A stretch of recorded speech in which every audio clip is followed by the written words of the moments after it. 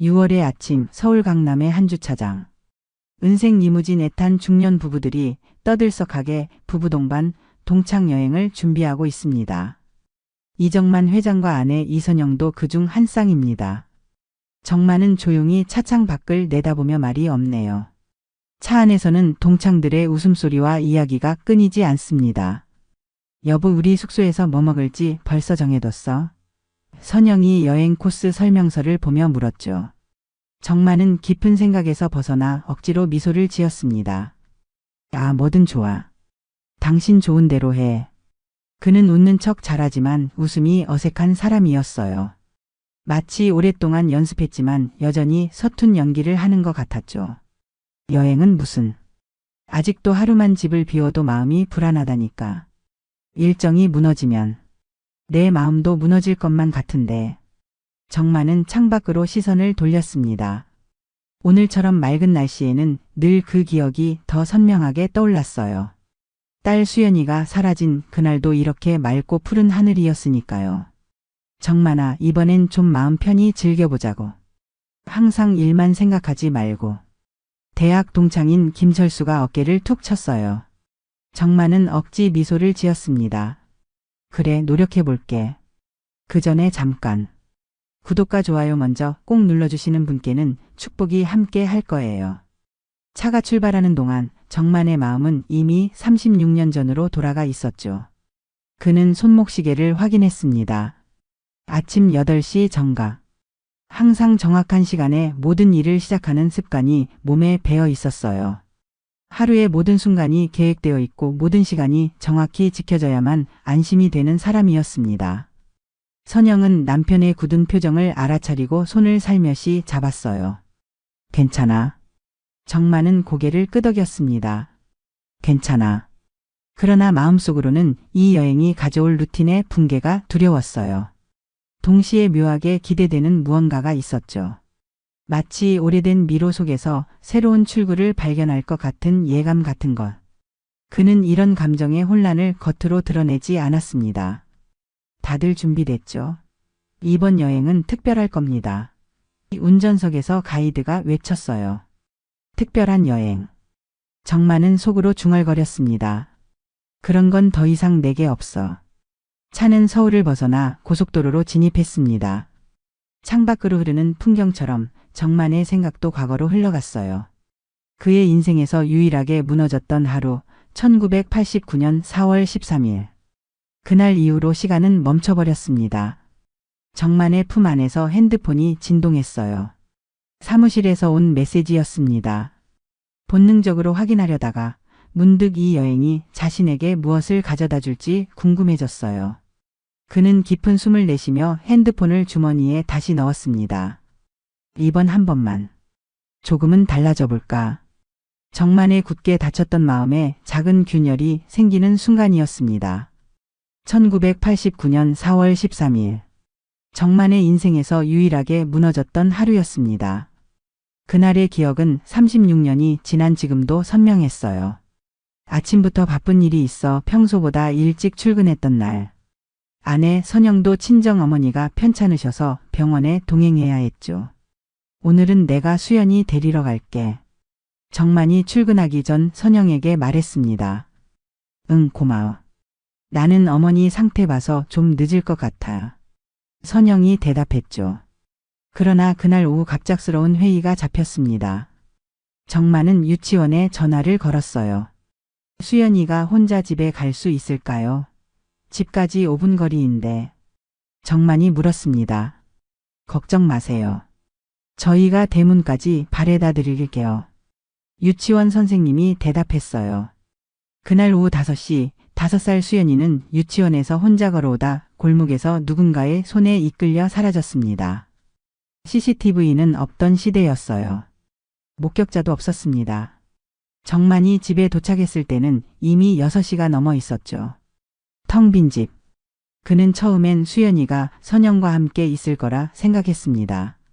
하지만 전화를 걸어보니 선영도 수연이가 집에 있을 거라고 했어요. 그 순간부터 정만의 세상은 무너지기 시작했습니다. 동네를 뛰어다니며 수연이를 찾았어요. 경찰에 신고했고 수색대가 꾸려졌습니다. 그러나 흔적은 없었어요. 내 잘못이야. 내가 데리러 갔어야 했는데. 정만은 그날 밤 이후로 매일 같은 생각으로 자신을 괴롭혔습니다. 며칠이 지나고 몇 주가 흘렀어요. 정만은 매일 방송국, 경찰서, 전단지, 신문, 심지어 무속인까지 모든 것을 다 해봤습니다. 하지만 딸은 돌아오지 않았어요. 좀 더 기다려봐요. 경찰은 말했습니다. 아직 희망이 있어요. 주변 사람들은 위로했죠. 하지만 시간이 지날수록 희망은 점점 사라져갔습니다. 1년이 지나고 5년이 지나고 수연이를 찾는 사람들의 발길도 점차 줄어들었어요. 그 이후 정만은 매일 새벽 5시 기상, 정해진 루틴, 철저한 감정 통제로 자신을 갈아 넣으며 하루하루를 살아왔습니다. 마치 시계처럼 정확하게 움직이는 생활. 그것만이 그를 붕괴로부터 지켜주는 유일한 방법이었어요. 감정을 느끼면 무너진다. 무너지면 다시는 못 일어난다.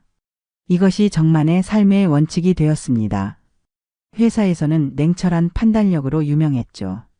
자신의 감정을 철저히 숨기고 오직 이성과 논리로만 결정을 내렸습니다. 그 덕에 사업은 번창했어요. 하지만 그의 마음속에는 항상 텅 빈 구멍이 있었습니다. 선영과의 관계도 변했어요. 두 사람 모두 수연이의 실종에 대한 죄책감을 안고 살았지만 그것에 대해 제대로 대화한 적은 없었습니다. 시간이 지나면서 그들 사이에는 보이지 않는 벽이 생겼어요. 함께 살았지만 진정으로 소통하진 못했습니다. 매년 4월 13째 날이면 정만은 혼자 수연이의 방에 들어가 앉았어요. 변하지 않은 채 그대로 보존된 방. 작은 침대, 인형들, 그리고 벽에 걸린 가족 사진. 그 방에서만큼은 정만도 눈물을 흘렸습니다. 수연아, 아빠가 미안해. 그는 매년 같은 말을 중얼거렸어요. 이제 정만에게 남은 것은 오직 회사와 루틴뿐이었습니다. 그것만이 그를 붕괴로부터 지켜주는 방패였죠. 그는 감정을 느끼는 것이 두려워졌습니다. 모든 감정은 결국 그날의 고통으로 연결될 테니까요. 리무진 안에서 정만은 문득 정신을 차렸습니다. 주변에서는 여전히 동창들의 대화가 오갔어요. 그는 시계를 확인했습니다. 어느새 1시간이 흘러 있었어요. 또 그 생각을 하고 있었군. 정만은 속으로 중얼거렸습니다. 이번 여행에서만큼은. 여행 둘째 날 밤. 리조트의 고급 레스토랑에서 저녁 식사를 마친 후 아내들은 스파를 받기로 했습니다. 여자들이 자리를 뜨자 남자들만의 시간이 찾아왔어요. 자, 이제 우리끼리니까 한잔하자고. 김철수가 위스키를 주문했습니다. 정만은 평소처럼 절제된 미소를 지으며 한 잔 정도야 괜찮겠네라고 말했어요. 그는 술을 즐기지 않았지만 이런 자리에서까지 튀고 싶지는 않았습니다. 대학 시절 추억 이야기가 오가며 분위기가 무르익었습니다. 평소에는 감정을 드러내지 않는 정만도 잠시 과거의 기억에 젖어들었어요. 정만이 너 기억나? 학교 축제 때 연극반 여학생한테 고백했다가 차였던 거. 이상호가 웃으며 말했죠. 정만의 입가에 잠시 진짜 미소가 번졌습니다. 그랬었지. 지금 생각해보면 참 어렸지. 대화가 계속되면서 주제는 자연스럽게 현재의 삶으로 넘어갔어요. 자녀 자랑, 사업 이야기, 그리고 은퇴 후 계획까지. 정만은 대부분 듣는 역할을 했지만 때때로 회사 이야기로 참여했습니다. 정만이는 항상 일만 하더라. 어떻게 그렇게 30년을 버텼어? 박종현이 물었어요. 정만은 잠시 생각에 잠겼습니다. 일이. 내게는 안전한 곳이었어. 테이블에 잠시 침묵이 내려앉았어요. 모두가 정만에게 무슨 일이 있었는지 알고 있었지만 그 주제를 꺼내기는 어려웠습니다. 침묵을 깬 것은 이상호였습니다. 이바들 우리 나이 먹고 다방 한 번쯤은 가보자고. 다방이라니? 정만이 물었어요. 여기 근처에 옛날 스타일 다방이 있다더라고. 아직 레지도 있고. 이상호가 설명했죠. 정만은 처음엔 거절하려 했습니다. 그의 계획된 일정에는 없는 일이었어요. 하지만 알 수 없는 끌림과 어딘가에서 무언가를 만날 것 같은 예감에 마음이 흔들렸습니다. 왜 이러지? 나는 항상 계획대로만 움직이는데. 한번 가보자고 정만아. 다들 오랜만에 만났는데. 김철수가 부추겼어요. 결국 정만은 고개를 끄덕였습니다. 그래, 가보자. 5명의 중년 남성들이 리조트를 나와 마을로 향했어요. 밤 10시 정만에게는 보통 이미 잠자리에 들 시간이었습니다. 하지만 오늘은 달랐어요. 그의 가슴 한구석에서 이상한 기대감이 일었습니다. 이런 감정은 오래간만이군. 골목을 돌아 나타난 다방. 낡은 간판, 복고풍 인테리어, 그리고 창문에 비친 희미한 불빛. 마치 시간이 멈춘 것 같은 공간이었습니다. 5명의 남자들이 다방에 들어서자 몇몇 손님들이 흘끗 쳐다봤어요. 대부분 그들보다 젊은 사람들이었습니다. 정만은 이질적인 공간에 약간의 불편함을 느꼈어요. 그들이 구석 테이블에 자리를 잡자 레지가 다가왔습니다. 30 중반으로 보이는 여성 수민이었어요. 어서 오세요. 무엇을 드릴까요? 수민이 물었습니다. 주문을 받는 동안 수민은 특유의 휘파람을 흥얼거렸어요. 그 순간 정만의 귀에 익숙한 멜로디가 들려왔습니다. 그의 온몸에 전율이 흘렀어요. 이 휘파람은, 수민의 휘파람은 너무도 익숙했습니다. 바로 딸 수연이가 유치원 등하교길에 부르던 곡조와 똑같았어요. 그것은 정만이 딸에게 가르쳐준 특별한 멜로디였습니다. 둘만의 비밀 신호 같은 것. 정만은 피가 얼어붙는 기분을 느꼈습니다. 손에 든 메뉴판이 떨렸어요. 괜찮아?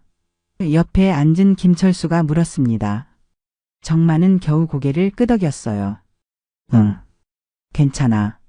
그러나 그의 마음은 이미 크게 요동치고 있었습니다. 어떻게 똑같을 수 있지? 이 휘파람은 우리 둘만 아는 비밀인데. 수민이 음료를 가지고 돌아왔을 때 정만은 그녀를 자세히 관찰했어요. 35살 정도로 보이는 여성. 수연이가 살아있다면 지금 41살일 텐데. 나이는 맞지 않았습니다.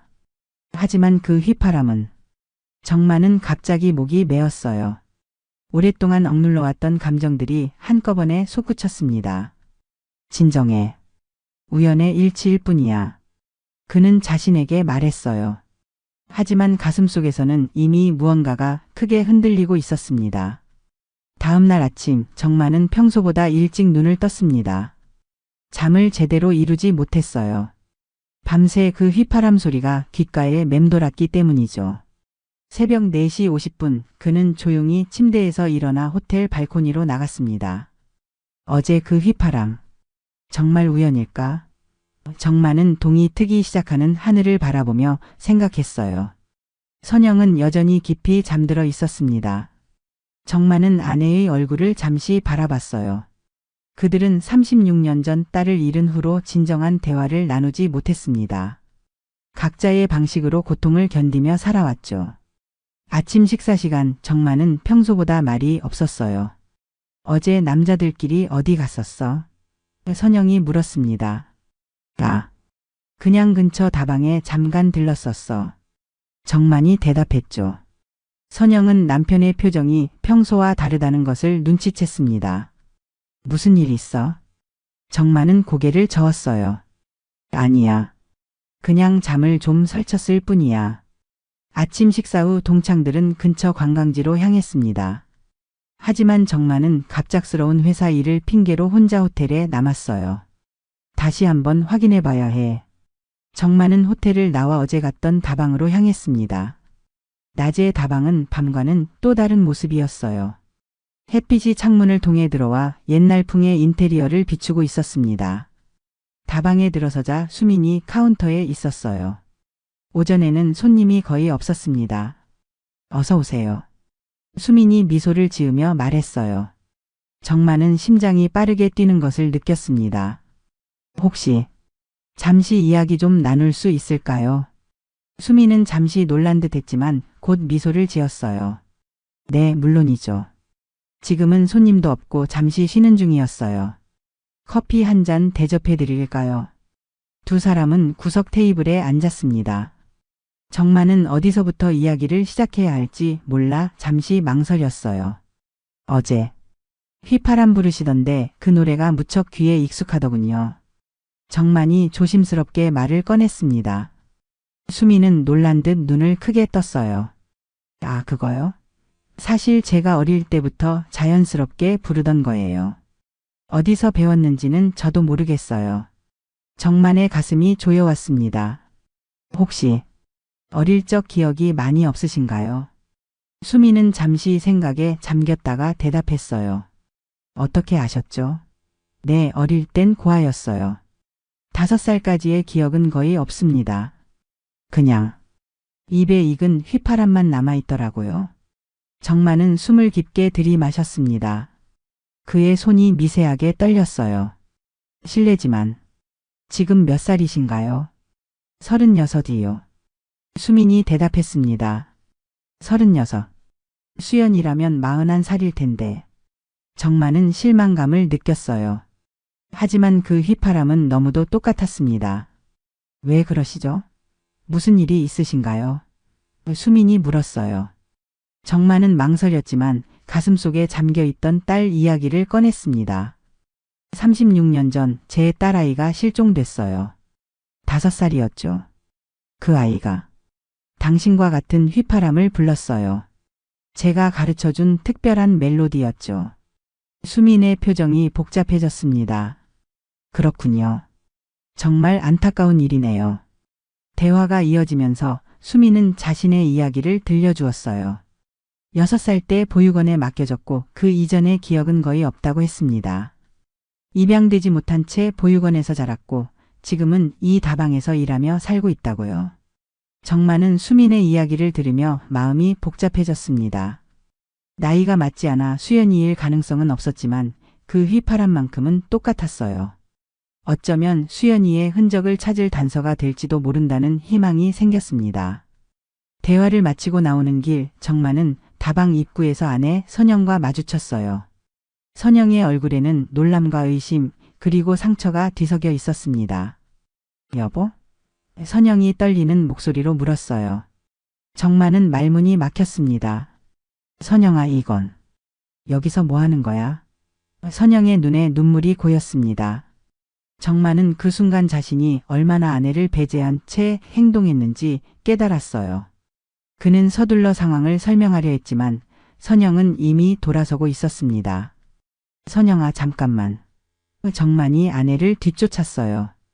이 장면을 지켜보던 수미는 혼란스러운 표정으로 서 있었습니다. 그녀의 귓가에서는 자신도 모르게 그 익숙한 휘파람 소리가 흘러나왔어요. 숙소로 돌아온 정만과 선영 사이에는 무거운 침묵이 흘렀습니다. 선영은 창가에 서서 밖을 바라보고 있었고 정만은 방 한가운데 서서 어떻게 이야기를 시작해야 할지 고민했어요. 설명해 줄 수 있어? 마침내 선영이 침묵을 깼습니다. 그녀의 목소리는 차분했지만 그 안에 담긴 감정은 복잡했어요. 정만은 깊은 한숨을 내쉬었습니다. 어제 그 다방에서 레지가 휘파람을 불렀어. 수연이가 불렀던 것과 똑같은 휘파람을. 선영의 눈이 커졌어요. 수연이의 휘파람이라고? 그래. 우리 둘만 알던 그 멜로디였어. 정만이 말했습니다. 선영은 천천히 침대 끝에 앉았어요. 그녀의 손이 미세하게 떨렸습니다. 그래서 당신은 혼자 그 여자를 만나러 간 거야? 정만은 선영의 목소리에서 오랫동안 쌓여온 상처를 느꼈어요. 나도 확신할 수 없었어. 그래서 먼저 확인해보고 싶었던 거야. 항상 그래, 당신은. 선영의 목소리가 높아졌습니다. 항상 혼자 결정하고 혼자 행동해. 마치 내가 없는 것처럼. 정만은 아내의 얼굴을 제대로 마주보았습니다. 수십 년간 함께 살았지만 진정으로 그녀의 마음을 들여다본 적이 얼마나 있었을까요? 딸 찾고 싶었던 건 나도 똑같아. 선영의 목소리가 떨렸어요. 근데 왜 당신만 항상 먼저야? 왜 나한텐 설명도 안 해? 그 순간 오랫동안 굳게 닫혀있던 감정의 둑이 무너졌습니다. 선영의 눈에서 눈물이 흘러내렸어요. 너는 내가 얼마나 아팠는지 알아? 수연이를 잃은 후 너는 회사에 파묻혀 살았지만 나는 매일 그 빈 방을 보며 살았어. 선영의 말에 오랜 세월의 아픔이 묻어났습니다. 정만은 무너진 얼굴로 고개를 들었어요. 그의 눈에도 눈물이 고여 있었습니다.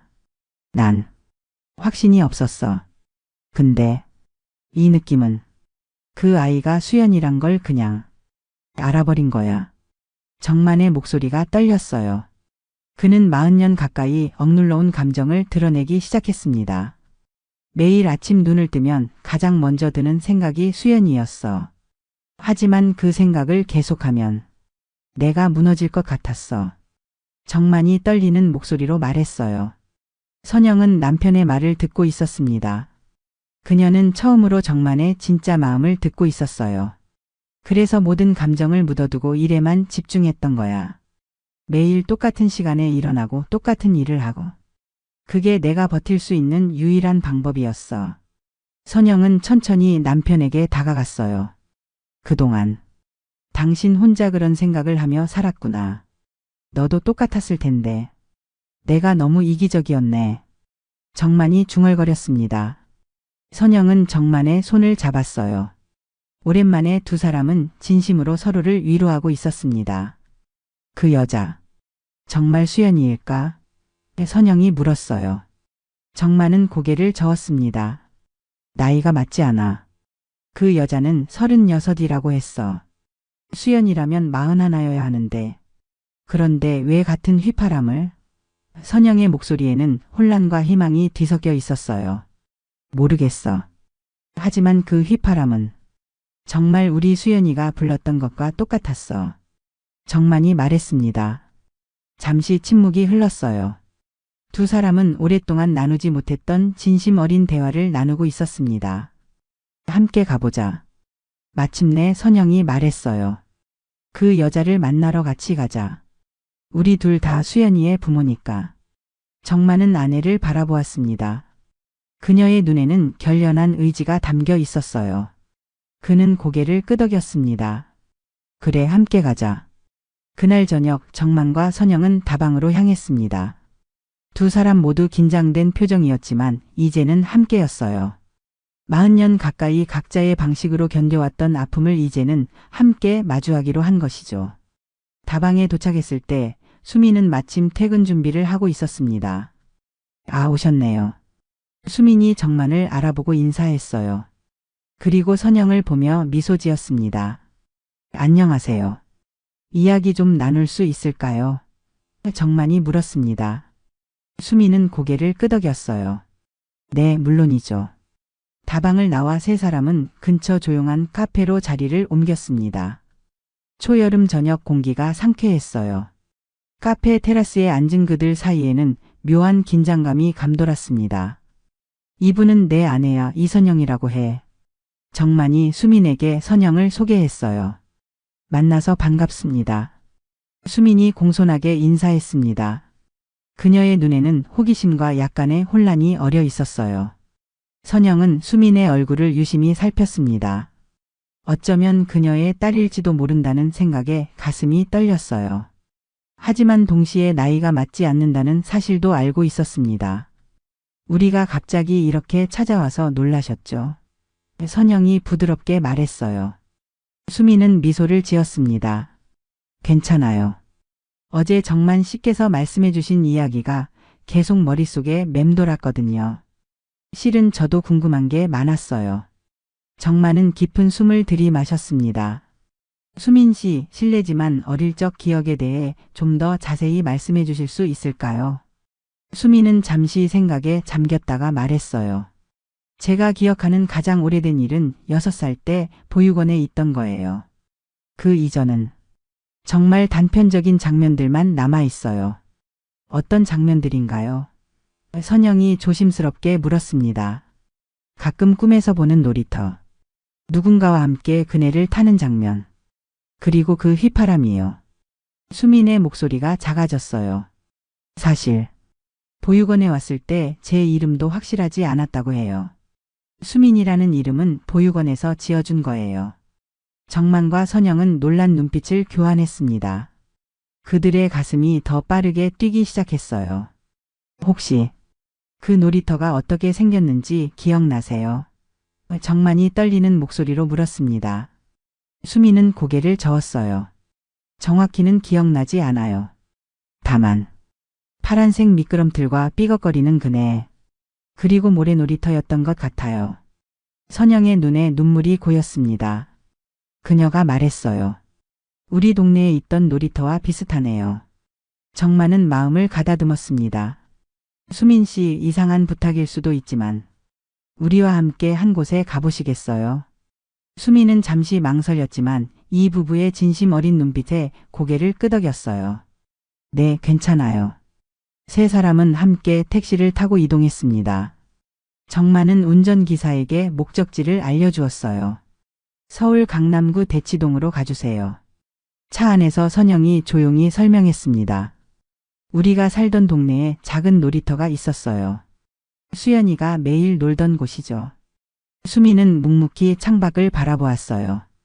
그녀의 표정에는 복잡한 감정이 어려 있었습니다. 택시에서 내린 세 사람은 조용한 주택가 사이에 있는 작은 놀이터로 향했습니다.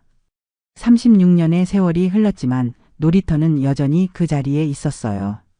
물론 시설물들은 새 것으로 교체되었지만 기본적인 배치는 크게 바뀌지 않았습니다. 여기야. 정만이 말했습니다. 그의 목소리에는 깊은 감정이 담겨 있었어요. 놀이터에 들어선 수민의 발걸음이 갑자기 멈췄습니다. 그녀의 표정이 변했어요. 이상하네요. 수민이 중얼거렸습니다. 무엇이? 선영이 물었어요. 이곳이 너무 익숙해요. 수민이 천천히 그네 쪽으로 걸어갔습니다. 마치 전에도 와본 것 같은. 정만은 가슴이 쿵쾅거리는 것을 느꼈어요. 그는 조심스럽게 제안했습니다. 여기 앉아볼래요? 수민이 그네에 앉아 정만은 그녀 앞에 서서 말했습니다. 우리 수연이와 나는 특별한 놀이가 있었어. 정만은 손으로 딸과만 하던 손동작 놀이를 천천히 시작했어요. 손뼉을 치고 손가락을 접었다 펴기, 그리고 특정한 패턴으로 움직이는 간단하지만 독특한 동작이었습니다. 수미는 처음에는 그저 바라보다가 갑자기 무의식적으로 그 동작을 따라하기 시작했어요. 정확히 같은 패턴, 같은 리듬으로. 세 사람 모두 동시에 멈췄습니다. 공기가 얼어붙은 듯 했어요. 어떻게? 제가 이걸 알죠? 수민의 목소리가 떨렸습니다. 선영이 떨리는 손으로 입을 가리며 말했어요. 당신, 정말 우리 수연이인가요? 수민의 눈에 눈물이 고였습니다. 저도 이 장면을 꿈에서 자주 봤어요. 누군가와 함께 이 동작을 하는 꿈. 정만은 더 이상 감정을 억누를 수 없었어요. 수연아. 그 이름을 듣는 순간 수민의 눈에서 눈물이 흘러내렸습니다. 그녀는 자신도 모르게 그 익숙한 휘파람을 불었어요. 선영도 눈물을 참지 못하고 흐느꼈습니다. 하지만 제 나이가 36이라고요. 어떻게 이런 일이? 수민이 혼란스러워하며 말했어요. 정만은 고개를 끄덕였습니다. 그게 우리도 이해할 수 없는 부분이야. 우리 수연이라면 지금 41여야 하는데. 세 사람은 놀이터 벤치에 나란히 앉았습니다. 복잡한 감정과 혼란, 그리고 희망이 뒤섞인 침묵이 흘렀어요. 어쩌면 선영이 조심스럽게 입을 열었습니다. 당신의 서류상 나이가 잘못된 것일 수도 있어요. 고아원에서는 종종 아이들의 나이를 추정하니까요. 수미는 생각에 잠겼어요. 그럴 수도 있겠네요. 다음 날 정만과 선영은 동창회 여행을 중도에 끝내고 서울로 돌아왔습니다. 두 사람 모두 수민과 더 이야기를 나누고 싶었어요. 그리고 수민도 자신의 과거에 대한 의문을 품게 되었죠. 서울로 돌아온 날 세 사람은 정만과 선영의 집에서 만났습니다. 수민은 작은 가방 하나만 들고 왔어요. 그녀는 여전히 혼란스러워했지만 이 두 사람과 함께 있으면 이상하게 마음이 편안해졌습니다. 들어와. 선영이 현관문을 열며 말했어요. 그녀의 목소리에는 어색함과 기대감이 뒤섞여 있었습니다. 수미는 조심스럽게 집 안으로 들어섰어요. 넓고 고급스러운 집이었지만 어딘가 차갑고 삭막한 느낌이 들었습니다. 마치 오랫동안 누군가를 기다리고 있는 집 같았어요. 앉아. 차 한 잔 줄게. 선영이 부엌으로 향했습니다. 정만은 수민에게 거실을 안내했어요. 편하게 있어. 수민은 거실의 가족 사진을 살펴보았습니다. 정만과 선영의 사진이 몇 장 있었지만 아이의 사진은 보이지 않았어요. 수연이 사진은 따로 보관하고 있어. 정만이 수민의 시선을 알아채고 말했습니다. 선영이 차를 가지고 돌아왔어요. 세 사람은 조용히 차를 마시며 어색한 침묵을 견뎠습니다. 어제 놀이터에서 있었던 일 이후로 계속 생각했어요. 수민이 먼저 입을 열었습니다.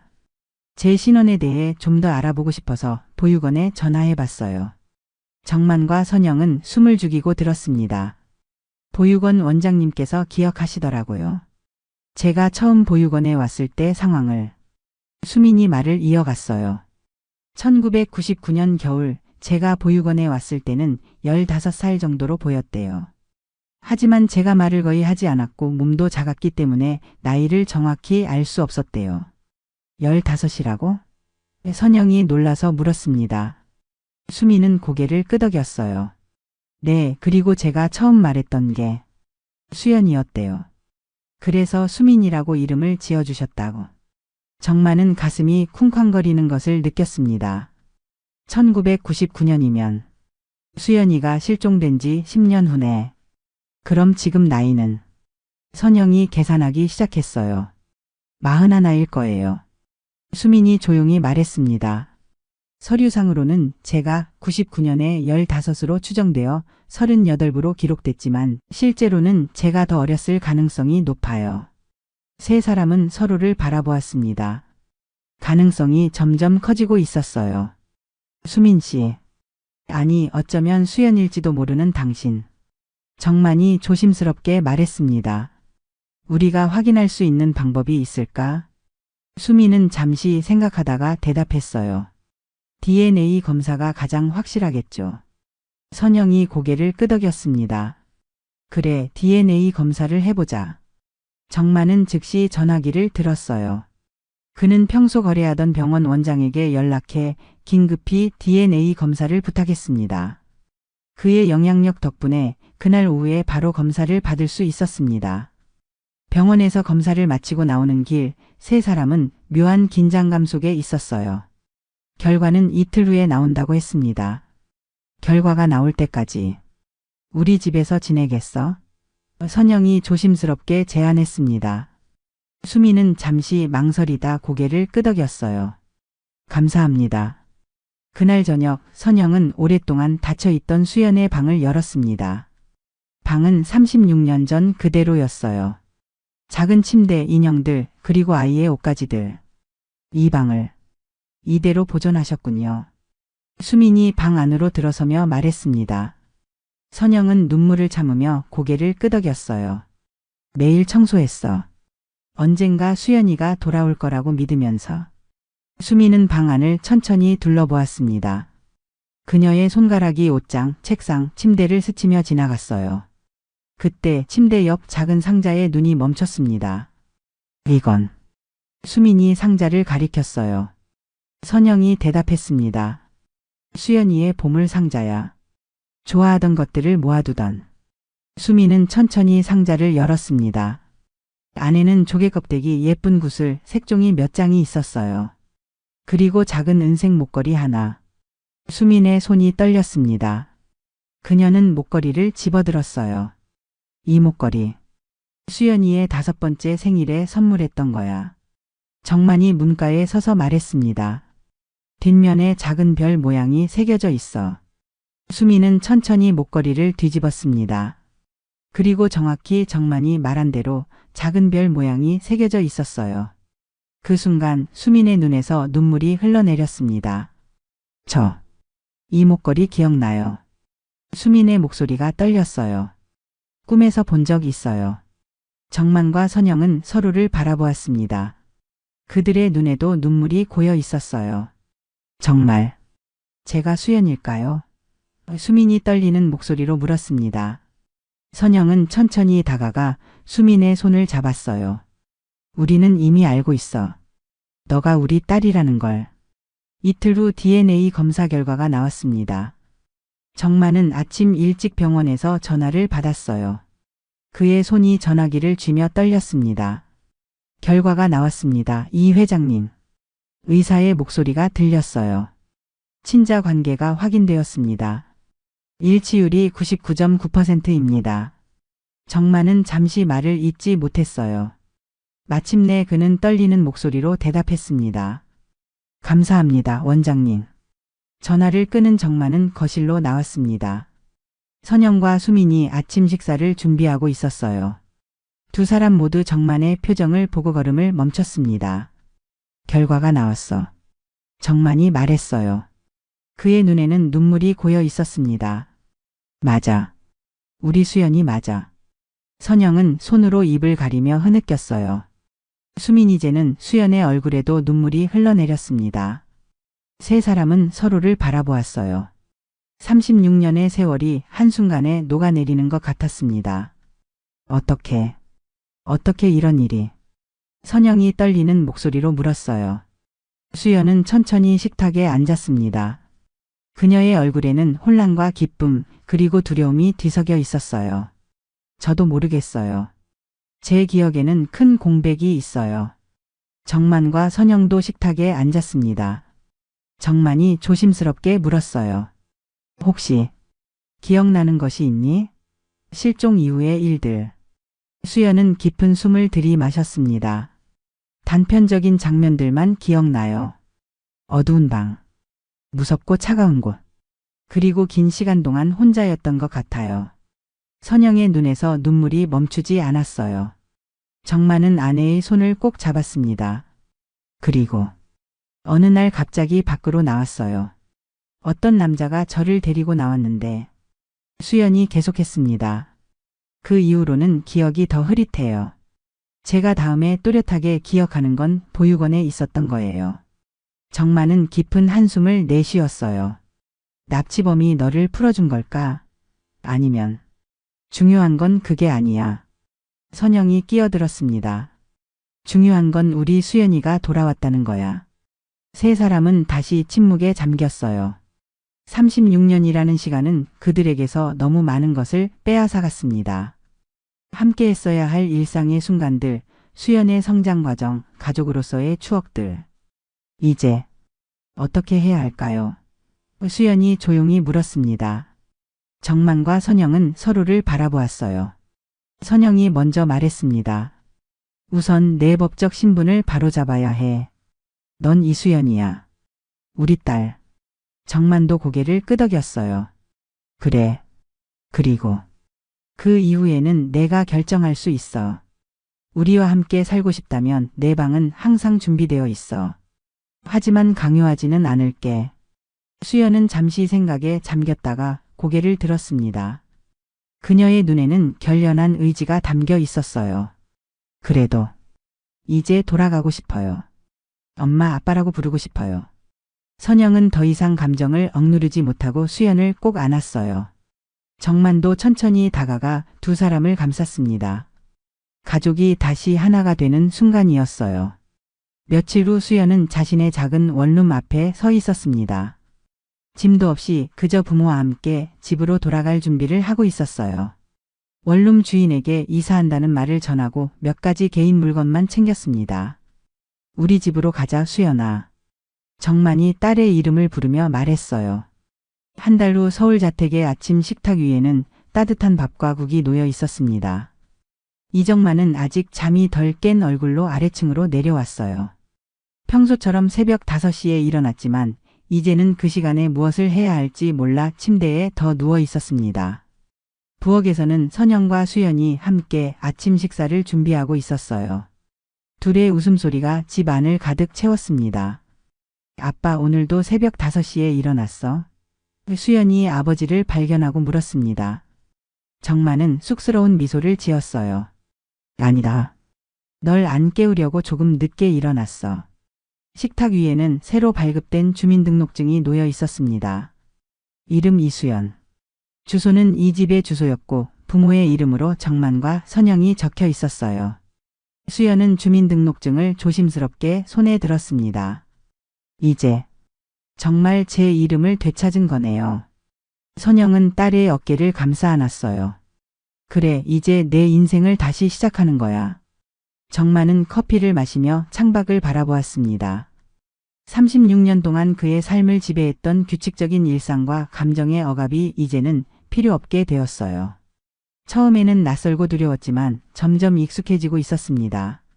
수연이 식탁에 앉아 베란다를 바라보며 무의식적으로 휘파람을 불기 시작했어요. 그 익숙한 멜로디가 집안에 울려 퍼졌습니다. 정만과 선영은 서로를 바라보며 미소 지었어요. 그들의 눈에는 더 이상 슬픔이 없었습니다. 대신 새로운 시작에 대한 희망과 기대가 가득했어요. 베란다에서 불어오는 상쾌한 바람과 함께 익숙한 휘파람 소리가 흐르고 그 안에서 부모와 딸, 세 사람의 시간이 비로소 다시 시작됐습니다. 마치 멈춰있던 시계가 다시 움직이기 시작한 것처럼. 정마는 이제 더 이상 감정을 억누르지 않기로 했어요. 그는 딸의 손을 꼭 잡았습니다. 수연아, 아빠가 정말 많이 보고 싶었어. 수연의 눈에도 눈물이 고였어요. 저도요, 아빠. 기억하지 못했지만 제 마음은 항상 여기 있었나 봐요. 선영은 두 사람의 손을 함께 잡았습니다. 세 사람의 손이 하나로 이어진 순간 36년의 공백이 메워지는 듯 했어요. 창밖으로 여서설의 따뜻한 햇살이 비추고 있었습니다. 새로운 계절, 새로운 시작의 계절이 그들의 앞에 펼쳐져 있었어요. 오늘의 사연 어떻게 들으셨나요? 결말까지 보셨다면 여러분의 의견을 댓글로 남겨보세요. 오늘도 귀한 시간 내어주시고 끝까지 시청해주신 여러분 진심으로 감사드립니다. 그리고 사랑합니다. 다음 영상을 누르시기 전에 잠깐 구독과 좋아요 먼저 꼭 눌러주시면 부자 되실 거예요.